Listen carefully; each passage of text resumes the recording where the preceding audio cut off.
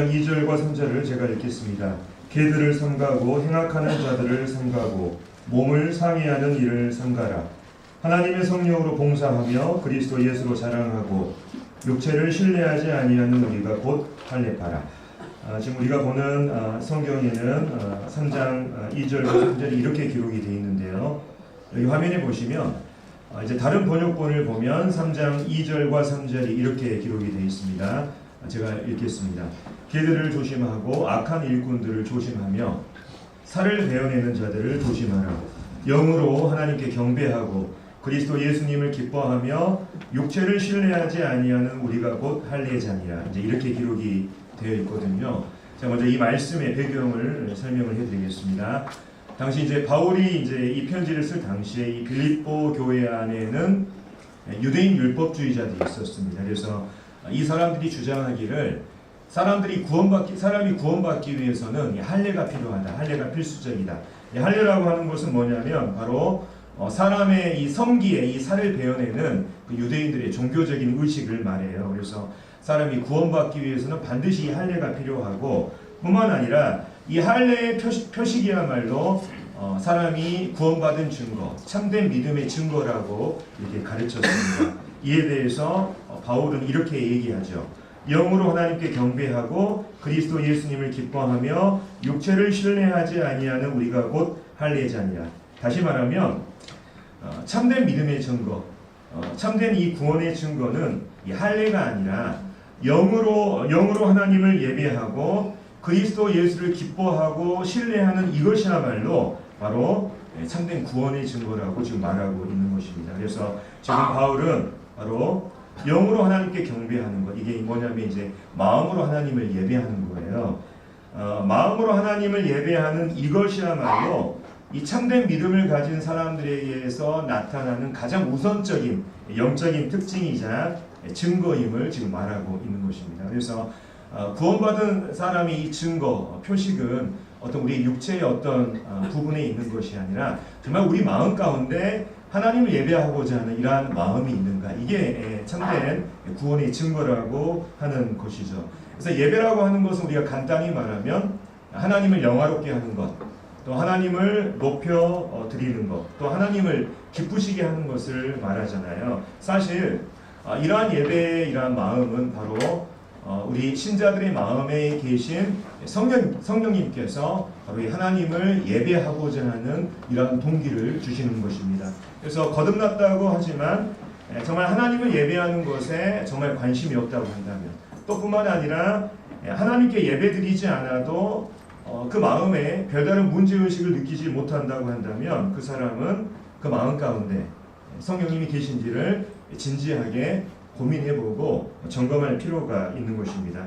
제가 작년 이맘때쯤에 이 교회의 공적 예배라고 하는 주제를 가지고 말씀을 전한 적이 있는데, 오늘 말씀 시간에는 그때 미처 이 예배에 관련돼서 다루지 못한 부분들을 다루도록 하겠습니다. 그래서 우리가 왜 하나님을 예배해야 되는지, 왜 우리가 그토록 예배를 중요하게 생각해야 되는지 뿐만 아니라 우리가 오늘 하나님께 예배를 드렸습니다만 이 예배가 정말 예배다운 예배가 되기 위해서 우리가 우리 교회 신자들 지체가 과연 어떤 부분에서 더 노력하고 또 우리 자신을 살펴야 될지, 이런 부분들을 좀 중심으로 교제하고자 합니다. 먼저 우리가 왜 하나님을 예배해야 되는가, 이 부분을 먼저 우리가 생각해 보도록 하겠습니다. 우리가 하나님을 예배해야 되는 첫 번째 이유는 뭐냐면, 하나님은 그 존재 자체가 영광스러운 분이기 때문입니다. 하나님은 그 존재 자체가 모든 피조물들의 예배를 받으실 만한 그 영광을 하나님께서 소유하고 계시기 때문이죠. 이것을 이제 좀 전문적인 말로 하나님의 본질적인 영광, 또 하나님의 타고난 영광이라고 부르는데, 온 우주 만물 가운데 바로 이 타고난 영광을 소유하고 계시는 분은 오직 하나님 한 분밖에 계시지 않습니다. 오직 하나님만이 그 자체적인 영광을 소유하고 계셔요. 그래서 사도행전 7장 말씀에 보면 스데반이 사람들에게 하나님을 소개할 때 이렇게 소개하고 있는 것을 봅니다. 스데반이 이르되 여러분 부영들이여 들으소서. 우리 조상 아브라함이 하란에 있기 전 메소보담에 있을 때 영광의 하나님이 그에게 보여. 그러니까 스데반이 하나님을 사람들에게 소개할 때 바로 영광의 하나님이라고 하는 표현을 씁니다. 왜냐하면 하나님은 타고난 영광, 그 본질적인 영광을 소유하고 계신 유일한 분이시기 때문이죠. 하나님께서는 그 어떤 누구도 범접할 수 없는 이 타고난 영광을 소유하고 계시지만 한편으로는 그분께서 영광 받기를 원하십니다. 그렇기 때문에 우리가 성경을 읽다 보면 성경 여러 곳곳에서 하나님께 영광을 돌리라고 하는 이 선포의 말씀을 우리 너무나 자주 발견할 수 있습니다. 창세기부터 요한계시록까지의 주제가 실은 하나님을 예배한 것이라고 이렇게 말해도 정말 무방하죠. 특별히 제가 오늘 이 주의 만찬 시간에 이 말씀을 인용을 했습니다만 시편 29편에 이런 말씀이 있습니다. 이걸 한번 읽어볼까요? 시작. 너희 권능 있는 자들아 영광과 능력을 여호와께 돌리고 돌릴지어다. 여호와께 그의 이름에 합당한 영광을 돌리며 거룩한 옷을 입고 여호와께 예배할지어다. 여기서 영광을 돌린다고 하는 이 표현이 나오지 않습니까? 이 말은 어떤 의미를 가지고 있냐면 하나님의 영광을 인정하고 시인함으로써 하나님을 영화롭게 하라고 하는 이러한 의미예요. 또 특별히 우리가 에베소서 말씀에 보면 또 이런 말씀이 있습니다. 이는 그가 사랑하시는 자 안에서 우리에게 거저 주시는 바 그의 은혜의 영광을 찬송하게 하려는 것이라.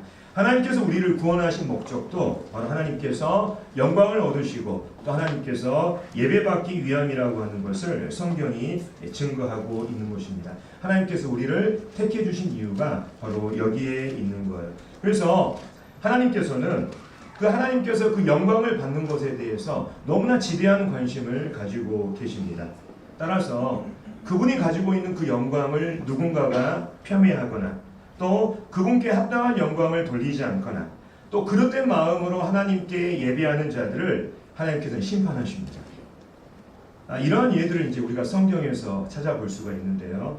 출애굽기 말씀에 보면 이런 예가 있어요.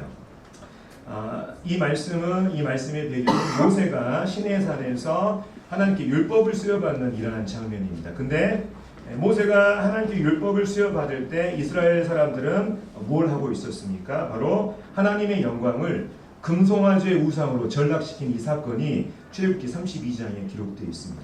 이 일로 말미암아 이스라엘에게 어떤 심판이 내려졌냐면 제가 읽겠습니다. 레위 자손이 모세의 말대로 행하며 그 이날에 백성 중에 3,000명 가량이 죽임을 당합니다. 하나님의 영광을 금송아지 우상으로 전락시킨 이스라엘 사람의 3,000명이 그날 죽임을 당하는 이러한 심판이 있었고요. 뿐만 아니라 레위기 10장에 보면 이 아론의 아들들 나답과 아비후가 이스라엘의 제사장이었어요. 근데 하나님께 합당하지 않은 이런 예배, 잘못된 예배를 드림으로 말미암아 그들이 불에 타 죽는 이런 내용이 나옵니다. 제가 읽겠습니다. 아론의 아들 나답과 아비후가 각기 향로를 가져다가 여호와께서 명령하시지 아니하신 다른 불을 담아 여호와 앞에 분향하였더니 불이 여호와 앞에 나와 그들을 삼키매 그들이 여호와 앞에서 죽은지라. 잘못된 예배 가운데 하나님 앞에 나아가는 자들을 하나님께서 심판하시는 내용이 여기에 나와 있고요.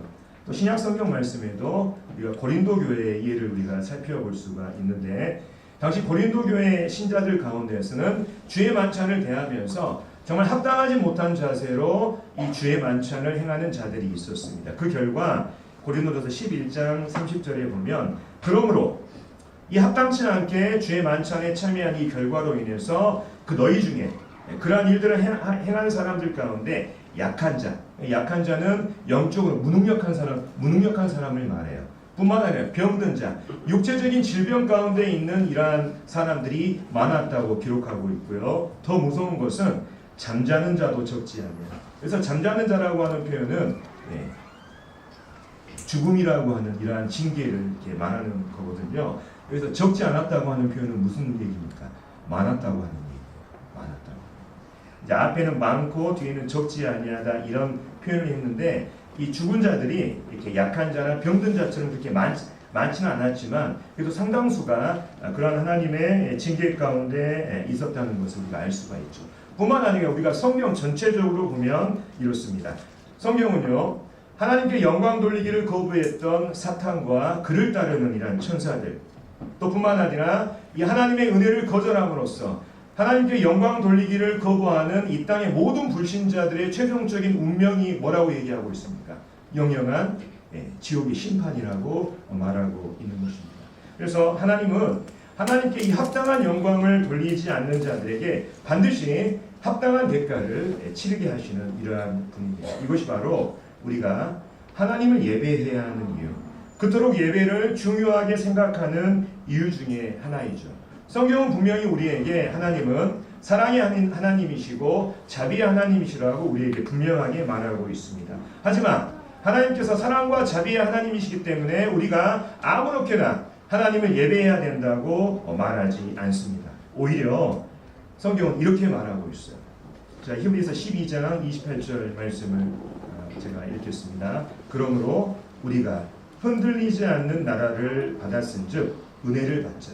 이로 말미암아 경건함과 두려움으로 하나님을 기쁘시게 섬길지. 오히려 경건함과 두려움 가운데 하나님께서 기쁘시게 받을 만한 그 예배를 드리라고 신자들에게 지금 촉구하고 있는 말씀입니다. 여기 이제 섬길지니 하는 이 말씀이, 이 단어가 나오는데요. 이 섬길지니에 해당하는 헬라어가 라트리오라고 하는 단어입니다. 이 단어는 어떤 의미냐면 예배를 지금 말하고 있어요. 특별히 이제 여기 말씀에 보면 우리가 하나님 앞에 나아가서 예배를 드릴 때 우리를 기쁘게 하는 그 예배가 아니라 여기 말씀에 보면 하나님을 기쁘시게 하는 이 예배를 드려야 된다고 말하고 있습니다. 그리고 이 말씀 뒤에 어떤 말씀이 따르고 있습니까? 우리 하나님은 소멸하는 분이십니다. 다시 말해서 하나님을 예배하되 두려움과 경건함으로 예배하지 않는 자들에게 하나님의 징계와 심판이 뒤따른다고 하는 것을 우리에게 분명하게 경고하는 이러한 말씀입니다. 그래서 우리가 정말 그 하나님을 예배할 때 정말 신중하게, 정말 우리의 온 마음으로 하나님을 예배해야 되는 이유가 바로 이러한 부분에 있는 것이죠.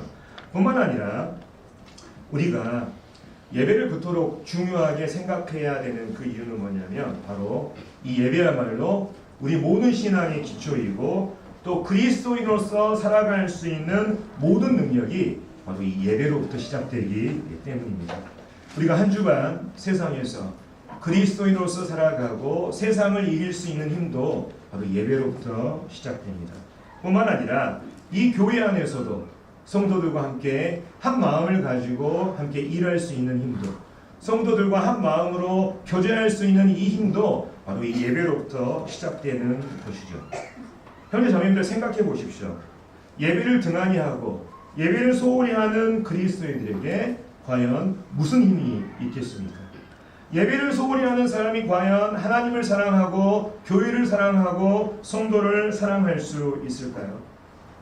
예배를 소홀히 하는 사람이 과연 전도가 가능하겠습니까? 예배를 소홀히 하는 사람에게 불신자들이 과연 어떤 매력을 느낄 수가 있겠습니까? 사실 우리 신앙에서 일어나는 대부분의 이 문제들과 나약함은 다른 것에 있는 것이 아니라 우리가 예배를 소홀히 하고 예배를 등한시하는 것으로부터 시작됩니다.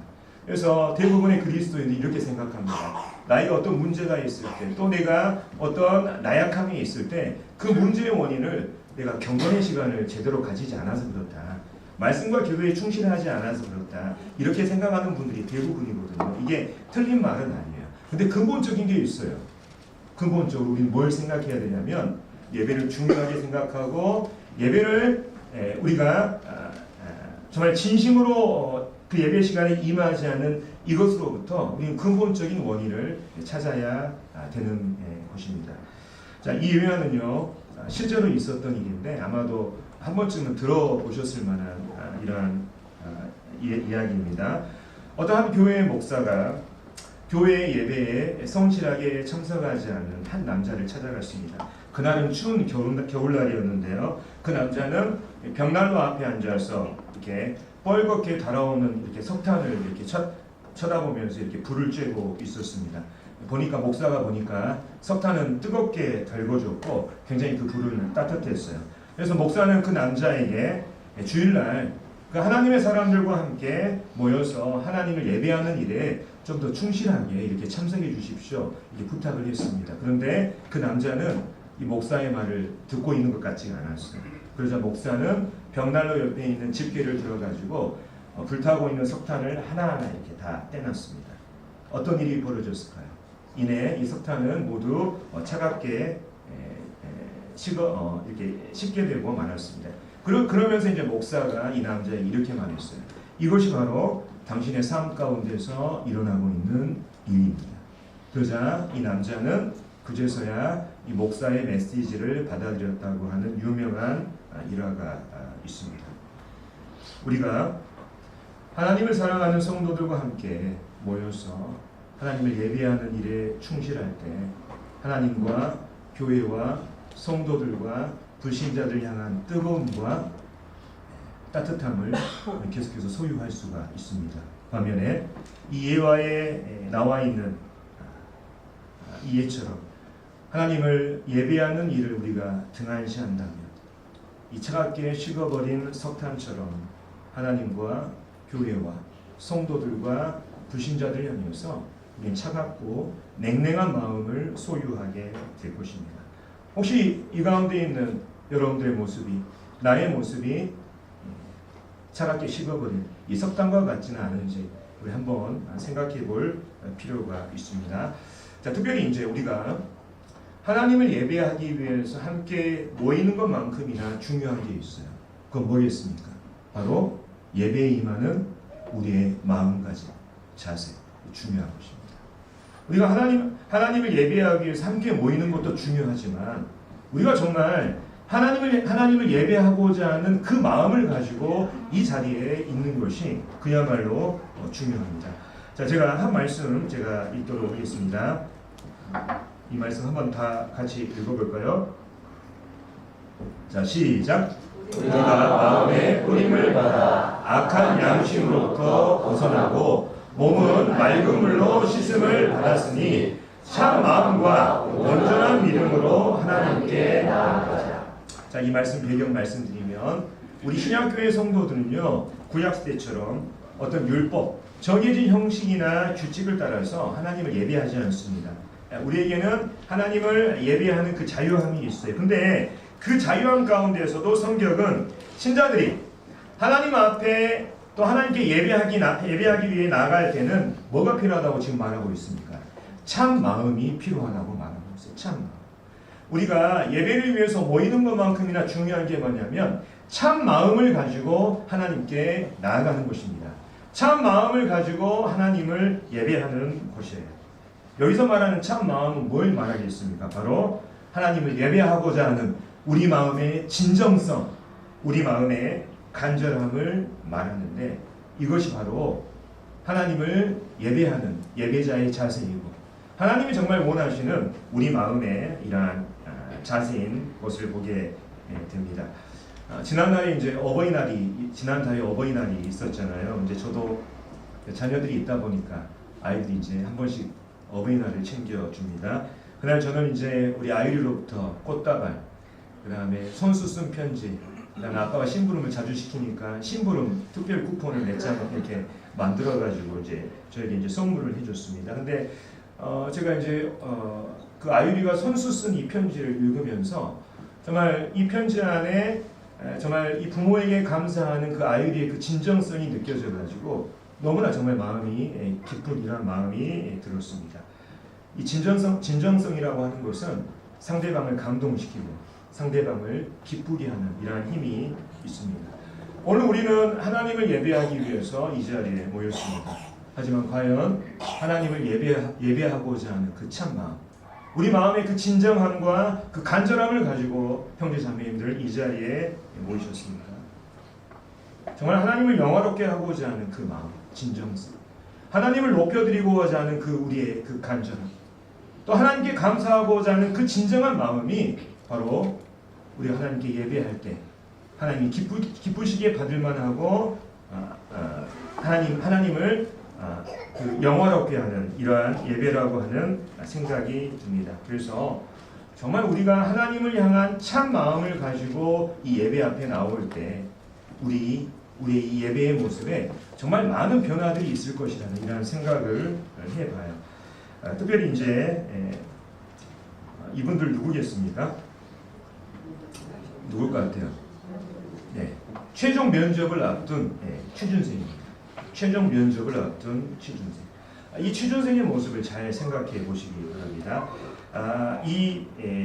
그 취준생들은요, 면접을 앞두고 이제 면접관이 자기에게 질문할 것을 거기에 답하기 위해서 미리 준비하고요. 뿐만 아니라 면접 당일날에는 정말 단정한 옷차림과 함께 적어도 면접 전에 적어도 한 30분 전에 나와서 정말 이 면접을 준비하게 될 것입니다. 왜 이 취준생들이 이렇게 하죠? 그 마음 가운데 취업을 향한 진정한 마음과 간절함이 있기 때문에 그렇습니다. 마찬가지로 정말 우리가 하나님을 예배하는 것에 대한 진정한 그 참 마음과 간절함이 있다면 우리는 토요일 저녁과 주일날 예배 전에 이 아침 시간을 허투루 보내지 않고 예배를 준비하는 시간으로 보내게 될 것입니다.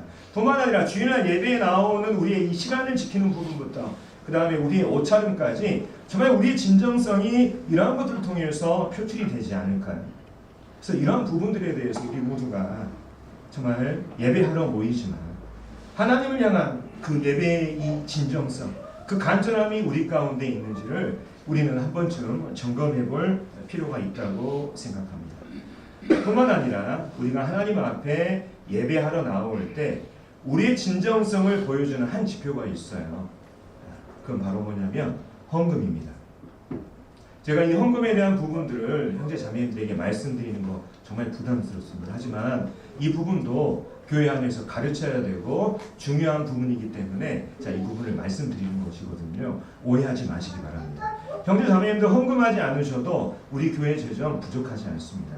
하지만 그럼에도 제가 이 부분을 말씀드리는 이유는 바로 이 헌금이야말로 진정한 예배고 또 정말 정말 하나님을 향한 이러한 우리의 이 보이지 않는 마음을 표출하는 정말 중요한 예배라고 하는 이런 부분들을 말씀드리기 위해서예요. 현재 우리에게가 가지고 있는 이 재물은요, 정말 우리가 중요하게 생각하는 자원 중에 하나입니다. 하지만 우리는 정말 우리가 중요하게 생각하는 이 재물을 하나님께 드리는 이것을 통해서 하나님을 예배하고자 하는 우리 마음의 진정성을 표현합니다. 특별히 성경 말씀에는 이런 말씀이 있습니다.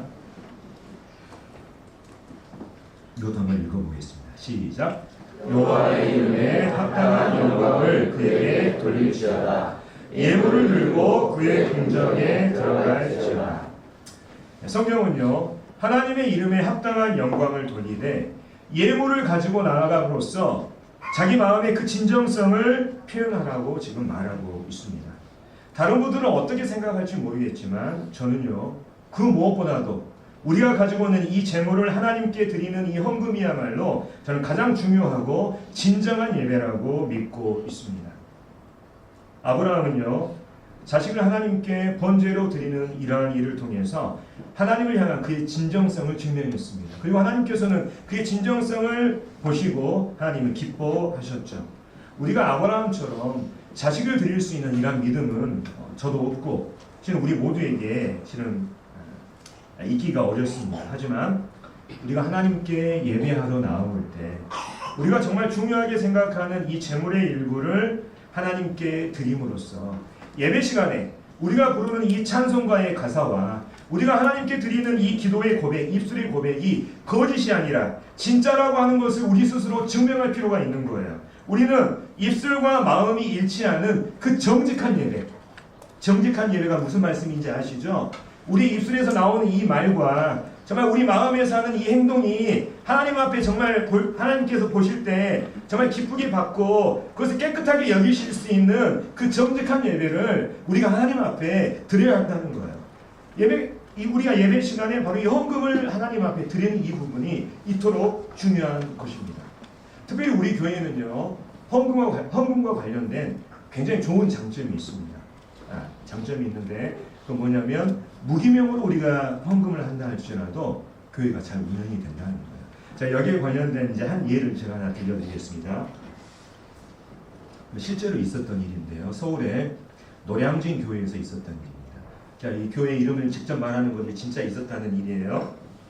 이 노량진 교회 예배에 한 신학대학 교수가 방문했습니다. 그래서 이 교수가 평상시 자기 교회에서 하는 것처럼 봉투에 자기 이름을 넣어가지고 써가지고 이제 헌금함에 집어넣었죠. 나중에 어떻게 됐을까요? 예찬이 끝난 이후에 그 교회 집사 형제님이 그 교수님 찾아왔습니다. 교수님하고 지명 헌금이 들어왔습니다.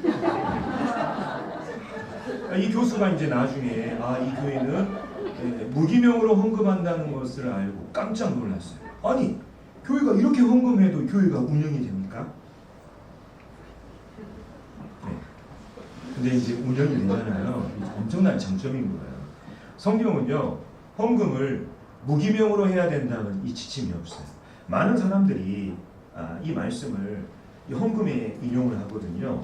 너는 구제할 때 오른손이 하는 것을 왼손이 모르게 하여 네 구제함을 은밀하게 하라. 이 말씀 우리가 헌금에 적용시켜가지고 정말 헌금은 어느 누구도 모르게 비밀스럽게 하는 거다. 우리가 이렇게 적용하지 않습니까? 근데 이 말씀 지금 언제 하라고 하는 거예요? 헌금할 때 하라는 거예요? 뭐 하라고 했다는 거예요? 구제할 때 하라고 하는 거예요. 구제가 뭡니까? 다른 어려운 사람들을 도와줄 때 정말 오른손이 하는 것을 왼손이 모르게 하는 것처럼 해서 사람이 드러나지 말고 오직 하나님께서 영광받게 하시라고 하는 이 취지지 않습니까? 그럼에도 불구하고 정말 우리 교회는 좋은 취지로 자기가 드러나지 않는 마음으로 정말 무기명으로 우리가 이 헌금하지 않습니까? 그럼에도 불구하고 교회가 재정적으로 어려움이 없다고 하는 것은 정말 큰 장점입니다. 근데 제가 생각했을 때 이 장점이 때로는 단점이 될 수가 있어요.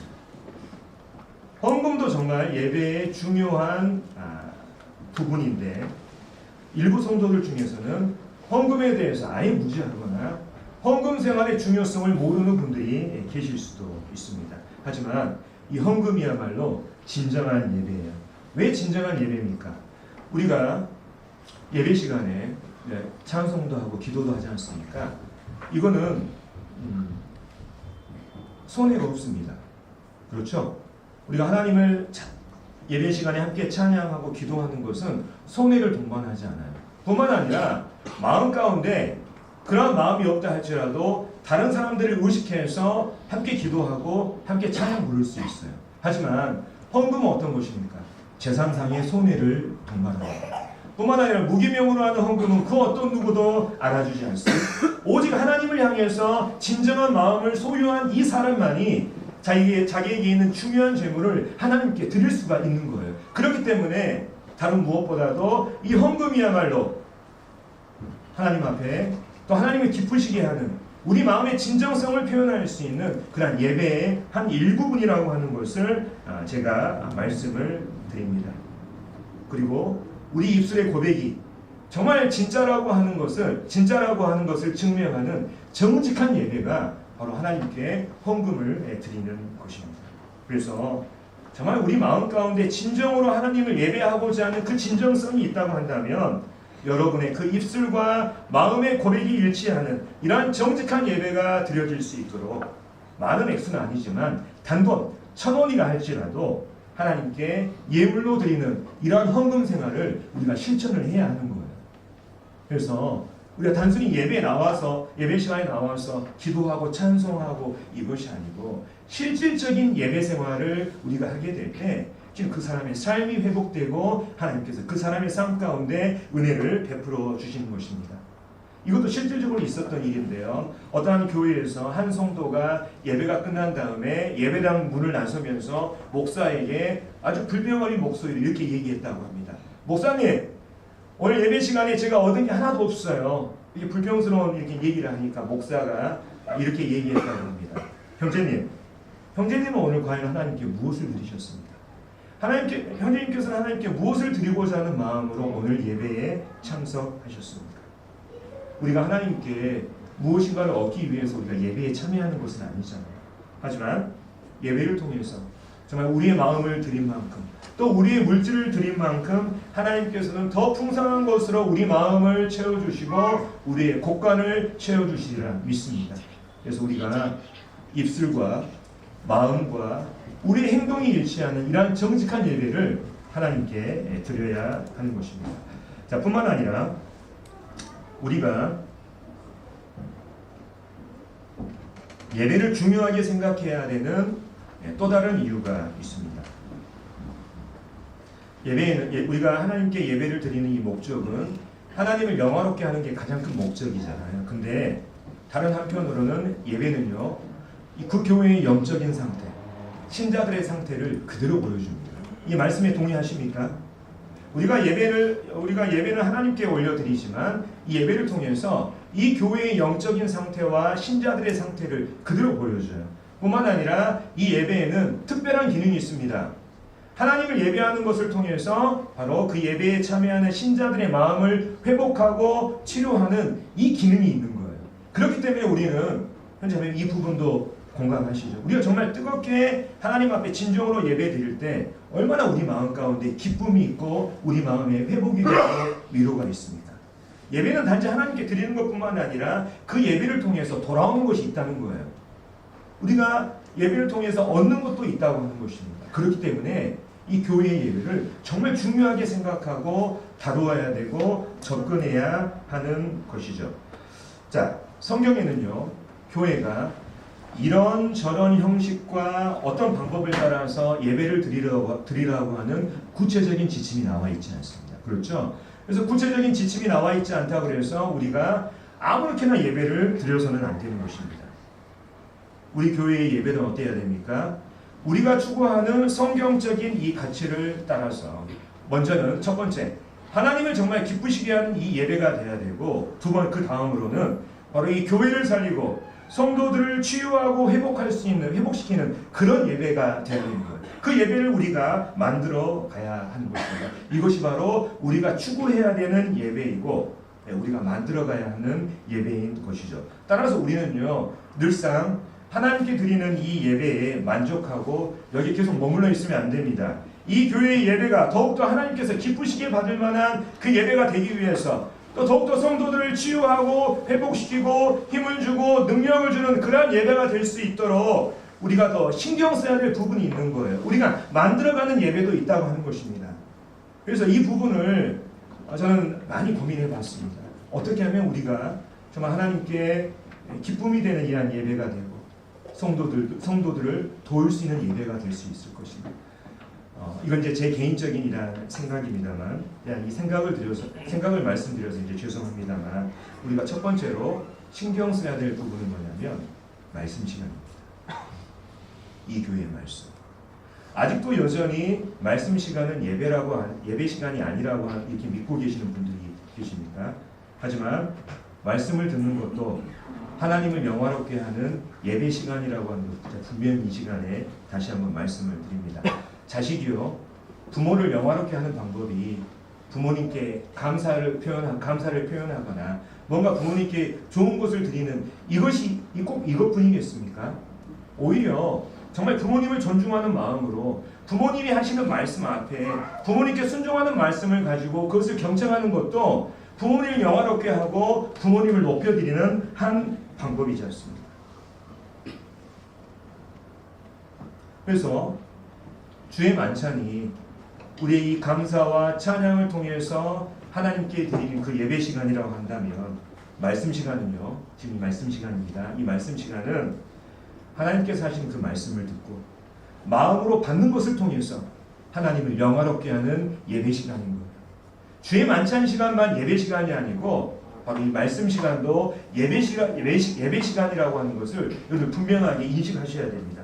제가 지금까지 기독교 예배와 관련된 모든 책은 모두가 하나같이 말씀이 가장 예배 시간의 중요한 포인트라고 말하고 있어요. 그 어떤 책도 말씀 시간은 예배 시간이 아니다 이렇게 말하는 책이 하나도 없다고요.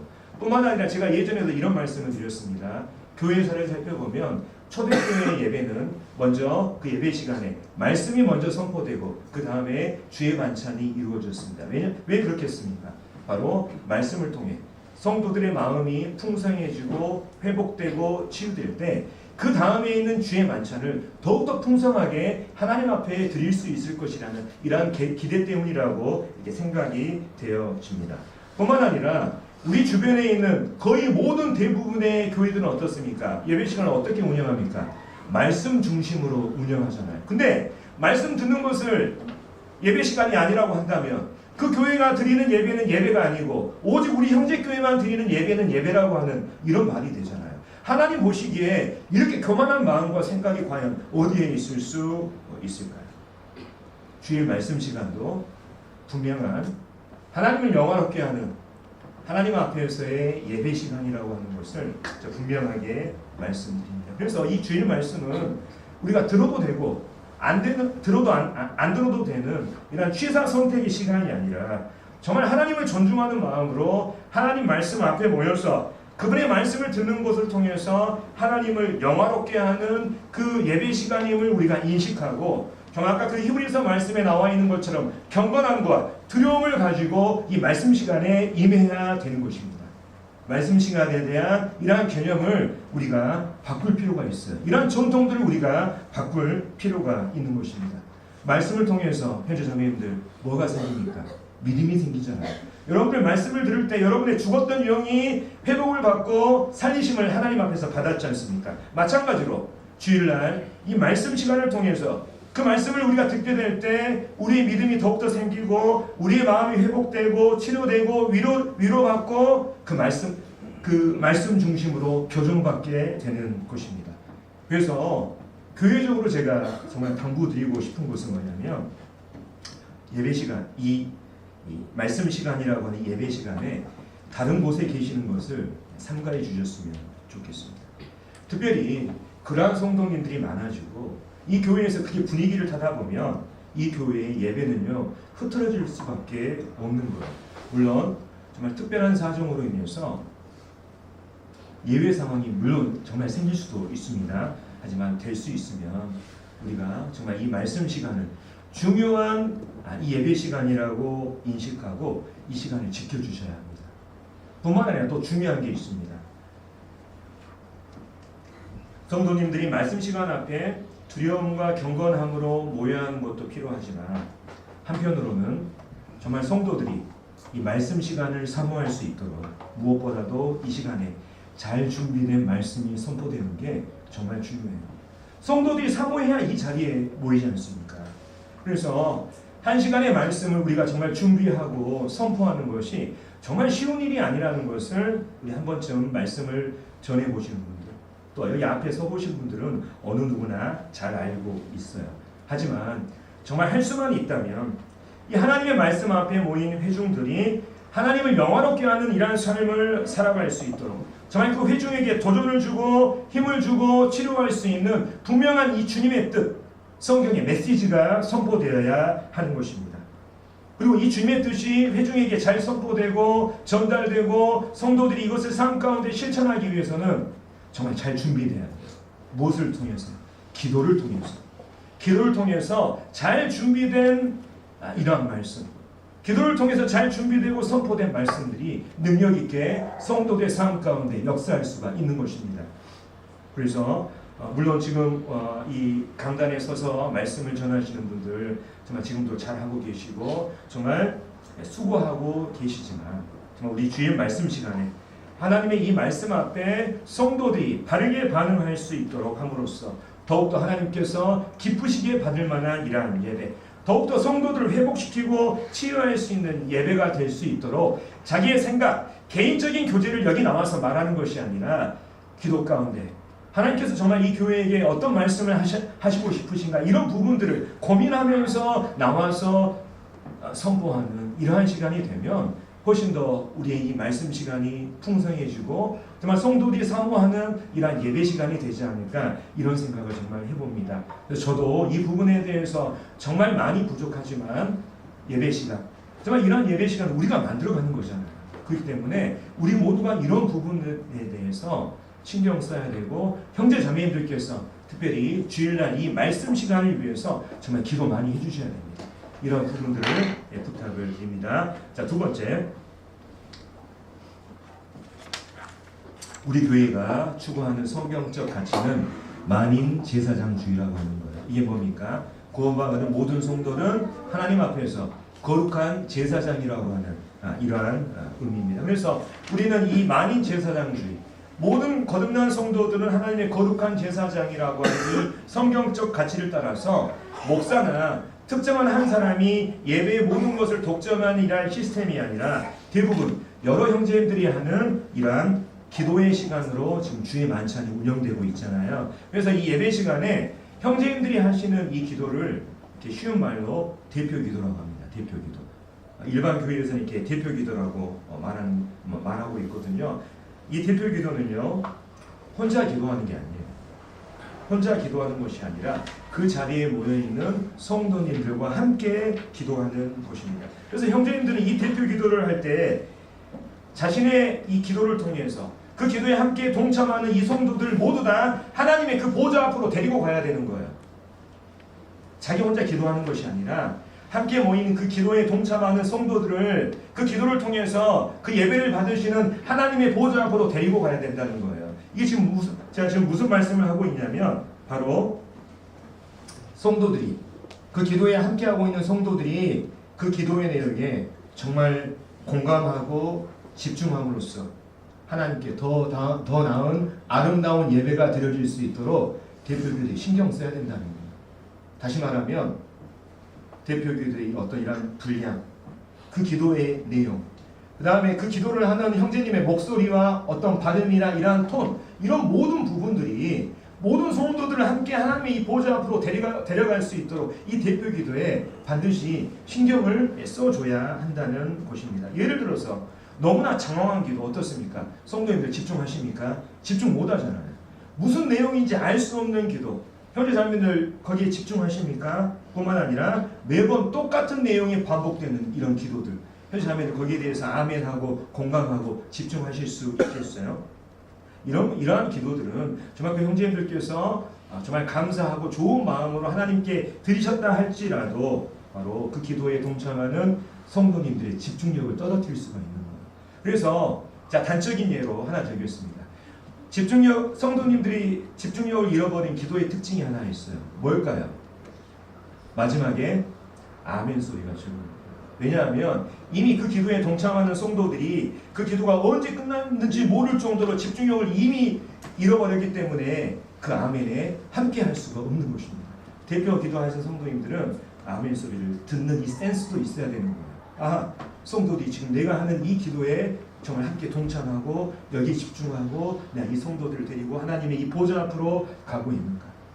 그래서 정말 예배 시간에 회중을 대표해서 기도한다는 것이 실은 정말 어려운 것이지만 정말 하나님이 받으시기에 아름답고 풍성한 예배가 될 수 있도록 이 기도도 준비가 돼야 됩니다.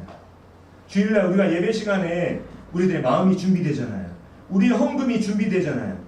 우리 또 이 말씀 시간이 준비되지 않습니까? 대표 기도도 준비돼서 나와야 되는 거예요.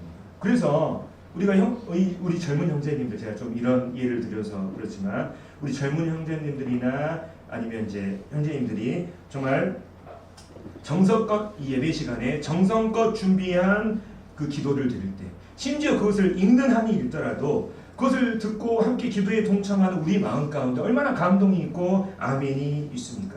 그래서 우리 마음에 감동과 아멘이 있는 그 예배를 하나님께서는 더 기쁘게 받으시는 거예요. 그래서 결국 하나님을 기쁘시게 하는 그 예배는요, 우리 스스로가 만들어가는 것입니다.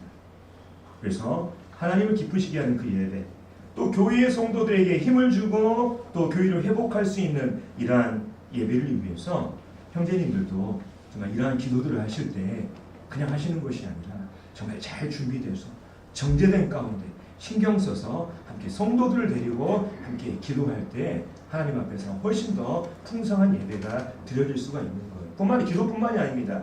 형제님들이 찬송을 선곡할 때도 센스가 있어야 되는 거예요. 예배 시간에 적합한 찬송들이 있습니다. 그리고 모두가 함께 동참할 수 있는, 우리가 잘 알고 있는 이러한 선곡들을 하게 될 때 성도들이 거기에 공감을 하고 그 가사의 내용에 공감하고 그 멜로디를 함께 부르면서 하나님께 더 깊은 예배를 드릴 수가 있지 않습니까? 그러니까 우리가 예배를 아무렇게나 드리는 것이 아니라 이런저런 세밀한 부분까지 디테일하게 신경 써서 예배를 드릴 때 그 예배가 살아나고 그 교회가 살아나고 하나님께서 더욱더 영광 받게 되시는 것입니다. 하나 더 생각해 볼 부분은 뭐냐면, 자, 질문 하나 하겠습니다. 하나님께서 우리가 그냥 드리는 예배를 더 기쁘시게 받으시겠습니까? 아니면 정말 우리가 집중하는 가운데 전심으로 드려지는 예배를 더 기뻐하실까요? 묻지 않아도, 뭐 답을 듣지 않아도 바로 후자예요. 하나님은 정말 우리가 집중하는 가운데 전심으로 드려지는 이 예배를 하나님께서 훨씬 더 기뻐하실 것입니다. 그래서 우리는 함께 모인 성도들이 정말 마음을 집중하고 전심으로 하나님을 예배할 수 있도록 다른 성도들을 배려하는 이 마음이 필요한 거예요. 배려하는 마음. 특별히 이제 예배 시간에 성도들의 집중을 또 마음을 나누게 하는 이런 방해하는 것들 몇 가지 있는데, 대표적인 것이 뭐냐면 소음입니다. 소음. 예배 시간에 일어나는 소음. 어떤 누구의 잘잘못을 제가 말하는 것이 아닙니다. 이 소음들이 어떤 소음이냐면, 예를 들면 아이들이 떠드는 소리, 예배 시간에 울리는 핸드폰 소리, 그 다음에 저기 예배당 문을 왔다 갔다 하는 자, 마침 들어오셔서 죄송합니다. 제가 있었던 거 몰랐어요. 그래서 실은 이러한 소음들이 실은 우리가 정말 하나님께 예배하는 것을 집중하고 전심으로 이렇게 드려지는 이런 예배를 방해하는 하나의 요인이 될 수도 있습니다. 그래서 정말 우리 교회 이제 아이들이 정말 많은 게 큰 복이지 않습니까? 근데 우리가 어린 아이들은 잘 아는 것처럼 집중력이 없고 분별력이 없어요. 그래서 이 집중력이 부족한 아이들이, 분별력이 없는 아이들이 예배 시간 1시간 동안 한 자리에 앉아 있는 이것이 너무나 불가능해요. 형제 자매님들, 그렇지 않습니까? 우리가 이해해야 됩니다. 근데 그럼에도 불구하고 불가능하고, 또 뿐만 아니라 이 아이들을 케어하느라 우리 부모님들이 너무나 고생이 많으셔요. 제가 보면 항상 옆에 끼고 때리고 막 쥐어받고 이제 말 못하게 이렇게 하면서 정말 고생이 많으신데, 그럼에도 불구하고 다른 성도들이 정말 이 예배에 집중하고 전심으로 하나님께 예배드릴 수 있도록 그분들을 정말 배려하는 마음으로 이런 부분들에 대해서 신경을 써주셔야 되는 거예요. 아이들이 떠드는 소리라든지, 아이들이 이제 그런 애들이 정말 많이 있었습니다만은, 예배당 문을 들락날락하고 왔다 갔다 하는 이런 부분들, 성도님들이 얼마나 그 예배에 집중하실 수가 있겠습니까? 다른 성도들을 배려하는 이런 마음이 정말 우리에게 필요하다니까요. 그런 것들을 통해서 우리 예배가 정말 더 좋은 예배가 되지 않습니까? 아이들뿐만 아니라 성도님들도 마찬가지입니다.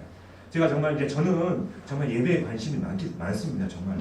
왜냐하면 이제 저는 아무래도 이제 전체적으로 어떤 이런 부분들을 이제 감독하는 이러한 부분이기 때문에, 장로를 이제 감독자라고도 얘기하지 않습니까? 예배를 감독할 수 있어야 되는 거예요. 살펴야 되고.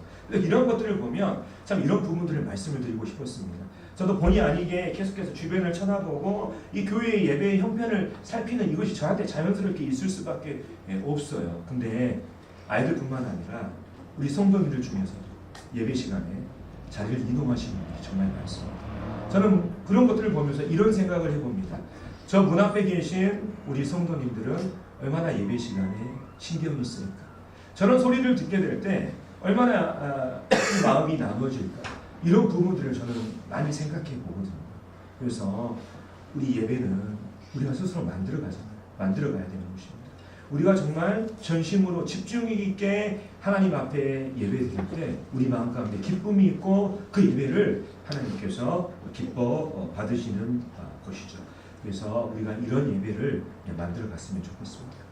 이제 정리하는 차원에서 말씀을 정리하겠습니다. 우리는요, 모든 피조물들의 예배의 대상이 되시는 그 영광의 하나님을 가볍게 여기면 안 됩니다. 하나님 영광의 하나님이에요. 어미하신 분입니다.